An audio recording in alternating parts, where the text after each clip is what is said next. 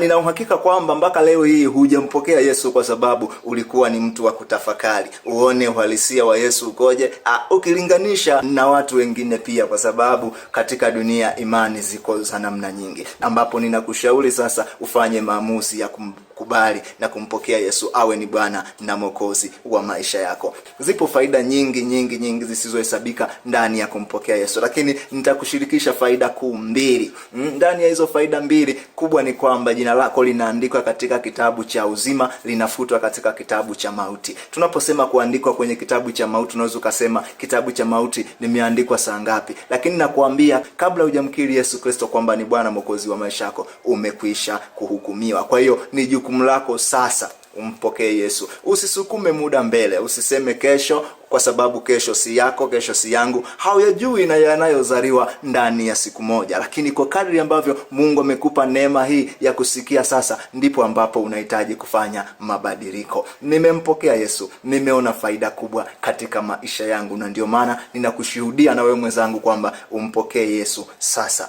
kwa sababu kesho hauijui. Yanayozaliwa ndani ya siku moja huyajui, ulijui la baadaye. Hakika nakuambia waliokufa bila kumpokea Yesu wanajuta sasa hivi.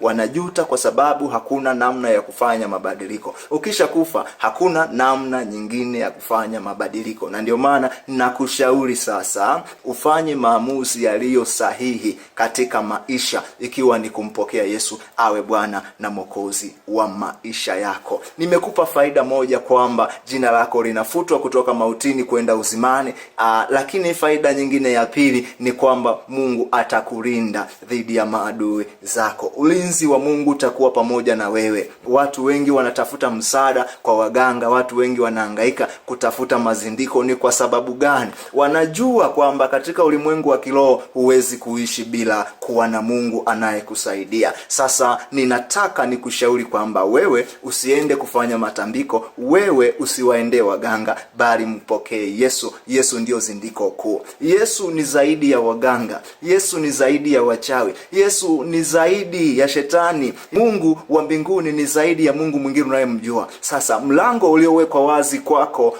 na kwangu kuingia katika uzima wa Mungu ni Yesu Kristo. Kwa hiyo ninakushauri sasa usipuuze. Wewe ni mtu mwenye hekima sana ambaye umefikiri siku nyingi hata ukashindwa kumpokea Yesu mpaka leo. Na sababu zako ni pamoja na kwamba hukupata uhakika sana kwa habari ya Yesu Kristo, na mambo wakati mwingine yamekuwa na mwingiliano. Lakini sasa fanya maamuzi leo kumpokea Yesu. Utakuwa umewekeza usalama kwa ajili ya maisha yako. Utakuwa umewekeza maisha yako sehemu salama, lakini vile vile utakuwa umejiwekea akiba kwa ajili ya wale watakao kufuata baadaye, kwa sababu hujui la kesho, hujui la baadaye. Lakini tuliopewa ndiyo sasa tunatakiwa kufanya matengenezo ya maisha yetu, na matengenezo makuu tunayotakiwa kuyafanya ni kukabidhi roho zetu mbele za Mungu leo. Fanya maamuzi sasa hivi. Mungu wa mbinguni akupe neema na akubariki sana.